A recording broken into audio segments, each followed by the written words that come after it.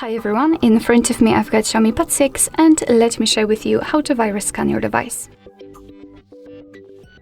So fortunately we do not have to do a lot, so all we have to do is to open this security panel. So let's find this icon and then tap on it. Now all we have to do is to tap on the security scan here. Of course, give all the permissions, and as you can see, the device will scan itself right now, the payment methods, the whole environment basically, and it will scan it to detect any kind of viruses and malware or problems.